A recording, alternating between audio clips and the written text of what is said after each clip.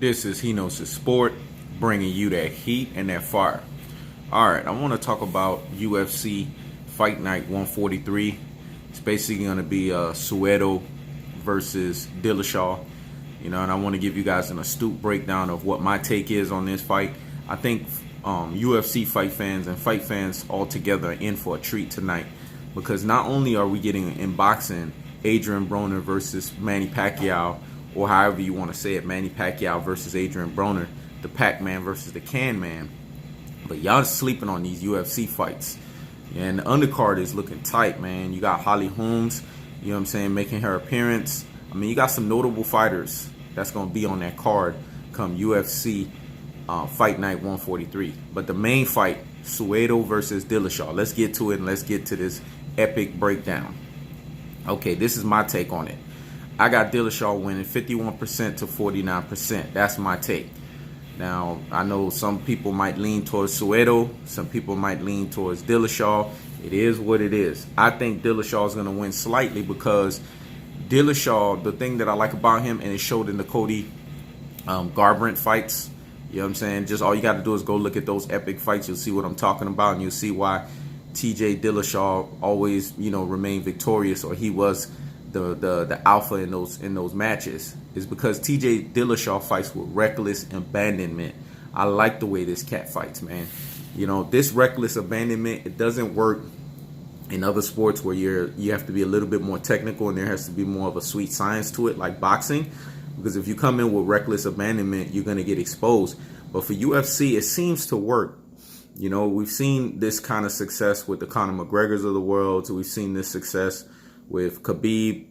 We've seen this success before, where cats coming in with reckless abandonment, and what it does is it intimidates the opponent because they're dealing with someone that's so awkward and they're just coming in a fashion that they're not used to. It's not systematic to what their style is used to, going up against. So it kind of rattles them, and that's what TJ Dillashaw brings to the table. And what he also brings to the table is this, man. This guy's cerebral. He likes to get in your head.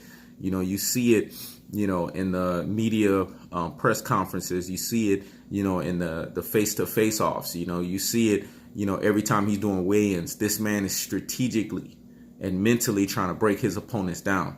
And what I like about him, man, this cat has not that Conor McGregor bullshit swagger, because Conor McGregor got exposed, obviously, by Khabib and Nate Diaz.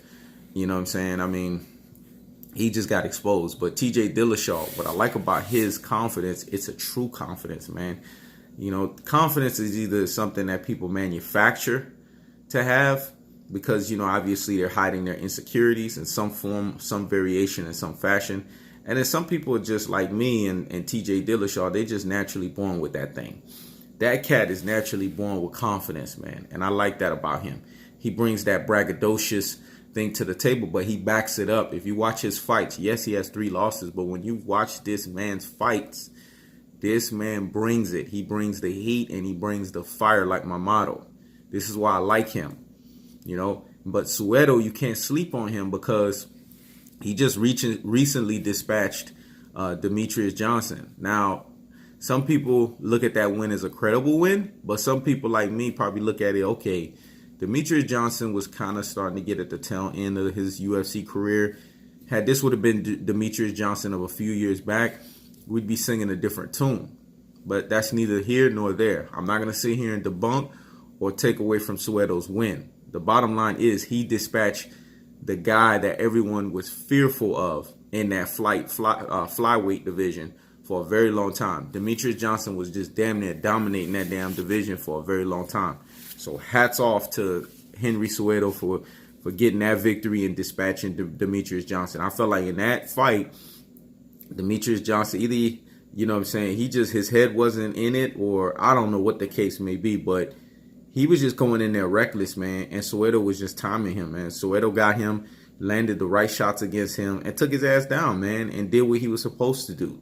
So Cejudo is in the right position right now for this fight against Dillashaw. The disadvantage for Cejudo is Dillashaw is the bigger guy. He's a 135-pounder. So I feel like come, that fight night, which is tonight, we're going to see a disadvantage in the weight class itself and the size differential, for Cejudo. I feel like he's going to be fighting the bigger guy, and that may not bode well for him. But the flip side to that is, Dillashaw had to go down to his weight class. So is Dillashaw too weight drained? Because I did watch the weigh-in, and Dillashaw looked like, I don't know, man. He looked like he was anorexic or something like that. He just didn't look right. He didn't look like he normally does when he's fighting in the 135-pound division. But, hey, this is a legacy fight for Dillashaw, man. He's trying to be the greatest MMA fighter. We've heard him say this many times in many instances. So you got to respect a guy like that, man. You got to give hats off to him, because bottom line is, a cat like that is just trying to take on all comers. And I respect fighters like that. I just respect fighters that's willing to compete at the highest level and take all competition and doesn't shy away from it. So when I'm breaking it down and I'm looking at it, I'm not going to sleep on Cejudo. I think Cejudo can be able to surprise Dillashaw if Dillashaw does not anticipate what Cejudo is bringing to the table, because Cejudo does have some good sound skills. You know what I'm saying? He has some good disciplines in his mixed martial arts abilities. So I feel like he could catch Dillashaw sleeping, especially when Dillashaw comes in with that reckless abandonment. But I just feel like, I don't know, man. Mentally, I feel like Dillashaw has the edge, and I feel it's going to carry over into the fight. I think this is going to be a very close fight. I think it's going to go 5 rounds, and I got Dillashaw winning 3-2. You guys let me know. Comment on this video and let me know what your take is.